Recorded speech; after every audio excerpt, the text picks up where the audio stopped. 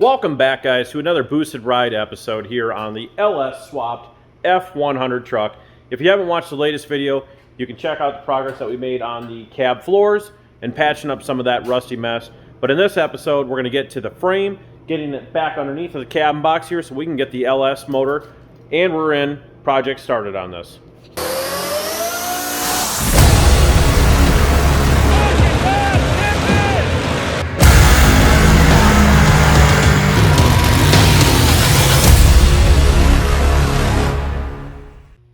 The goal of this episode is to get the frame, which is behind you guys, back underneath of the box and cab.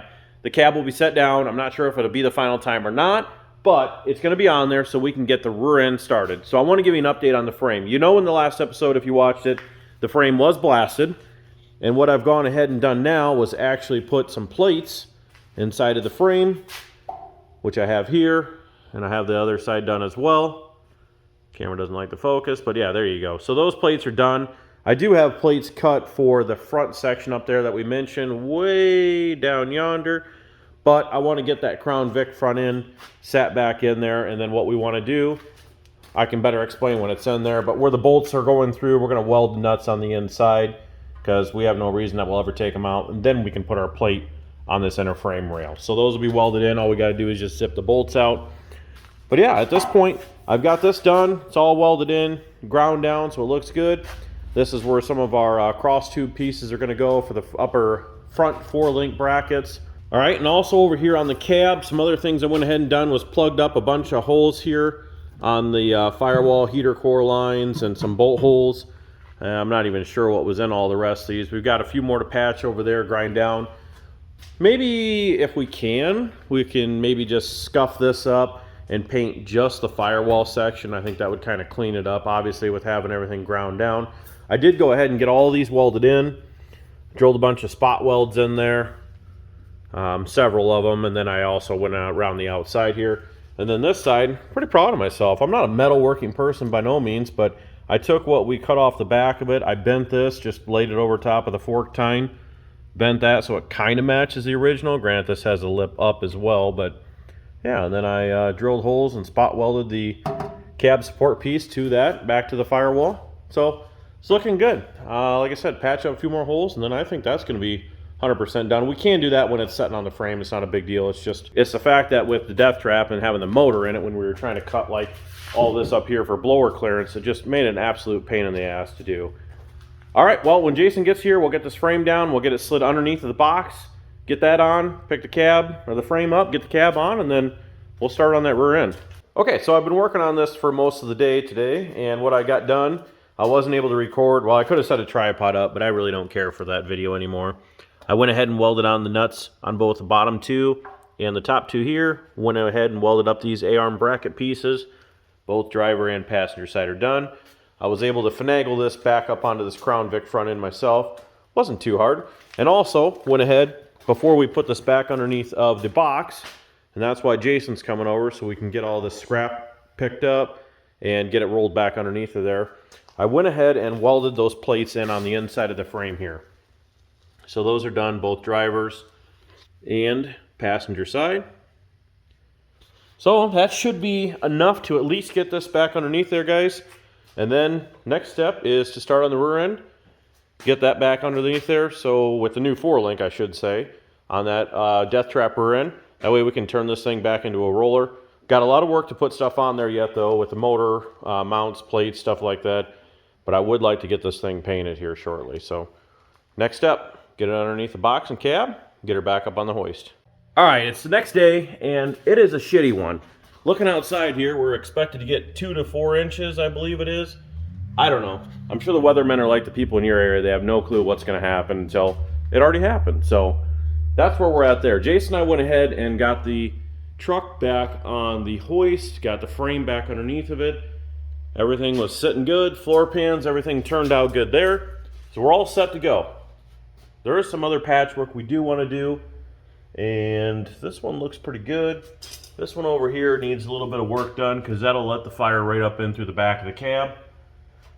But major progress being made. I didn't get any on footage because Jason and I were trying to both hold this piece up here, our front crossover piece where our 4-link bracket goes, trying to space this off 1.5 inches. On the death trap, we actually took this piece here and lined this up to the bottom of the frame, and then let this one on the inside ride up here to get a good weld penetration on the inside plate. I don't like mine necessarily because it does have a lot of rake to the back, and I don't like that. So we went ahead and put this bracket to the outside now, put it up 1.5 inches, which is going to raise this, in turn lower the suspension down. We'll have to get a 1.5 inch shorter shock, which I've already located. Yeah, I don't know, that's pretty much it. Don't mean to bore you guys, but for anybody that's curious, we're going to set these brackets in, tack everything. We're going to space off our 2 brackets with the distance between here of between the 2 brackets, probably about 1.25 inches. So we'll get our first bracket in here with edge to edge gap, 1.25 inches. Get our other set in here. We just need to dig out our heim joints, get them put between those 2 plates, get those brought up in here, and then yeah, I think we'll start doing that. And then we can get measurements off of all this once it's all in there, transfer that to the rear end, which is sitting somewhere on the other side of the saw, and start putting the brackets on the rear end. We'll be trucking along here, guys. I think this is going to come together pretty quick. I mean, we've already done it once, so we know what to do. If we get that all set in there, figure out where our center point is on our box, we can start cutting our tubes for our 4-link brackets, or 4-link bars, get rod ends tacked in, get everything bolted in, and I think we'll be good to go. Small update here. I went ahead and got these brackets put together. I actually had to die grind these holes a little bit. Must not have cut them just, I mean, they were like 20 thou too small for the bolts. I wanted them to be nice and snug, so I just kind of hit each one with the die grinder, so that's done. Bolted them together nice and tight, and then got my spacing. I'm blocking the light here, but got my spacing for the 1.25 inches in here on both drivers and passenger side. Got these all squared up there, and everything is tacked at this point, like we said. So I got my measurement from outside of driver to passenger side, which I believe was 25 3/4. Next step is we get that rear end out and then start getting the brackets on the rear end. Got the rear end pulled out here and went ahead, took my measurements, wrote them down up on the board up there. We've got the 50 1/4, which is the OD of the rear end, 25 3/4, which is the outside of the brackets. Divided that out, and that means we're 12 1/4 from the flange to the edge of the first bracket. These are rough. These are not my actual marks. I got to grind off the paint, and they're about 1.25 inches wide, so I went ahead and measured from both ends in that 12 1/4. Rough marked a line around there, so like this clip. I'm not sure about this vent. That may or may not have to be moved. I might have to weld that shut, drill one somewhere else. But next step is, let's go ahead and get the grinder over here. We'll clean all this off, and actually, I would like to weld up a little bit better on one of these sides here. Not that I'm a better welder, but kind of got a little shallow down in the groove there, so I'll fill that in just a little bit more. Just make me feel a little bit more comfortable. So obviously this tube's been shortened. The original rear end would have been equal length axles on both drivers and passenger side, but this may be the original housing, but somebody shortened it for whatever reason.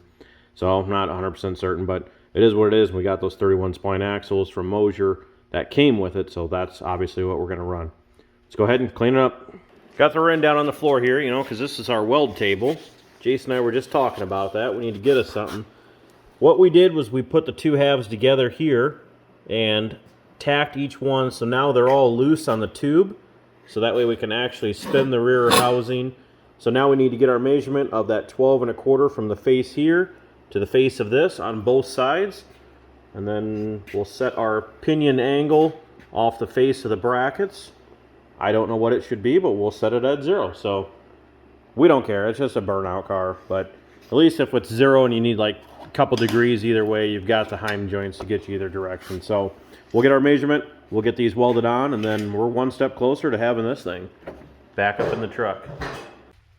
All right, guys, so it is the next day, and Jason and I spent pretty much most of the night last night finagling around with that rear housing and trying to get the ride height set where we want it. So what we did was put the rear end underneath the truck. We got the hoist off of the frame, so that is sitting where we want it. Hoist arms are down. We went ahead and set the jack stands at approximately, turn on this good old Harbor Freight light, jack stands at approximately where the axle is sitting in the death trap to mimic with the 31s on there. And then we used a jack back in the back to lower or raise this where we thought to set our ride height. So if I get a better shot here, go up front here and maybe I can, I don't know if you can really tell. It's for the most part, it's sitting pretty good. Let me move back just a little bit further. Sitting pretty good. Now it is going to drop slightly in the rear because, you know, obviously the spring's going to compress. And you're supposed to set these at ride height, but we know that there's only 3 inches of travel in the shock or something, a little over that. So we're anticipating it dropping, you know, about halfway down that. So it will come down slightly in the rear, but that is, it's looking pretty slick, to be honest with you. We know what shocks we need, so we can get those. I believe Jason ordered them already, and now what we need to do, well, we've already done it, as far as the measurement from the rod end here to the front on both the lower bar and upper bar. Got a measurement for the center line of those. And now what I got to do is actually take these tubes that came in the kit with our Quartermax kit here. These are, I'm not even sure, 1.5 inch tube or something. Doesn't make a difference, but they send you all the tube adapters. One's right hand. I believe this is the left hand with the hex on it. Either way, just got to make sure you put one in each end of the tube so that way it can be adjusted. But yeah, I just need to put a tube end in here, screw one of the heims in, figure out the distance from where I want the heims screwed into one of these tube end adapters, get that measurement so that way I know how much to cut off the other end. So I'm going to go ahead and do that now. We went ahead and wrote down on the board over here what our center hole is on both of those, and I'm going to get those cut, just tacked together, and then I guess at this point, honestly, we could lift the truck up and, I don't know, maybe strap the rear end there. Or actually, we could put axles in, we could put wheels on, and maybe set it down, because we don't have the shocks right now. Set it down on the rear end on some blocks or something on top of the housing to the frame. We'll figure something out, because I do have some other things that I want to do in the shop here this weekend. All right, I went ahead myself here and got the bars cut to length, and I just went ahead and tacked them here. Camera doesn't like to focus on that. Went ahead and got those tacked up, got all 4 bars in there. So everything at this point is tacked in there, and dang, man, she's looking good. I'm not gonna lie, I have no clue what we're doing, but we made it work on the death trap, and I tell you what, we're gonna make it work on the next truck as well, with the whole goal being to lower this thing down. I want to set these shock adapter pieces in the middle range so that way we can always drop it down, because I do believe Jason also ordered some adapter pieces from Outcast Customs that are going to drop they're really nothing. I mean, all it is just a piece that bolts into here and drops the actual strut down. So it'll drop this front end like 1.5 inches to 2 inches. But man, I don't know. Like I said, I've never done this until the death trap, but I think we can make some stuff work. That's for sure. It is looking good. So I think next steps are, I think Jason's on his way over. We're gonna mock up the panhard bar inside the frame here, get it to like the top of the housing or maybe on the back edge here like we did on mine. And then we're not gonna do a sway bar on this one. At this point, we're gonna try it with just the original, that is a Police Interceptor front. So it's got the largest sway bar on the front. We're gonna give it a shot up there, because my truck, when we put the motor in my truck originally, I have the big block Chevy Springs. You could step on the front, I mean, I'm fat, I get that, but you could step on the front cross member and actually get it to move. Jason and I both sat on the front of this one when it was on the ground. We couldn't even budget a 1/4 inch. So I've got a feeling that the suspension in the front of this is going to be 10 times more than what the death trap is. Plus adding that sway bar up front, which is hanging down currently, is just going to make a world of a difference. So I think we'll ditch the rear one. If we need it, we know how to put it in.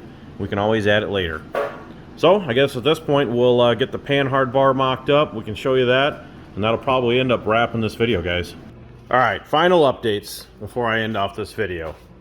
First things first, if you can notice, there is a lovely C-notch in the frame here. So we went ahead, cut some heavy wall pipe, cut the frame out, tried to make it look as nice as we could, and got that all in. And then underneath, let me grab the light here. This Harbor Freight one that I already broke. We've got panhard bar, and then there you can see the C notch on the inside.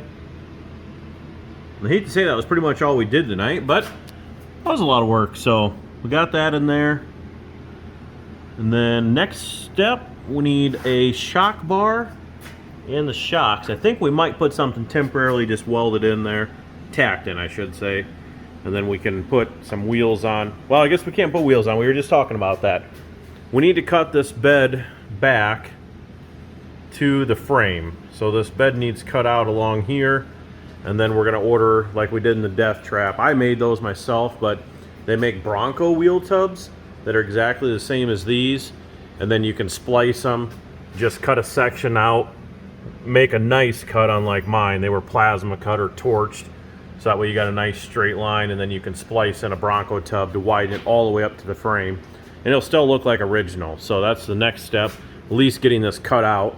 We can put a set of 31s, put my 31 spline axles in here, get that 31-inch tires off the death trap since they're half burned off.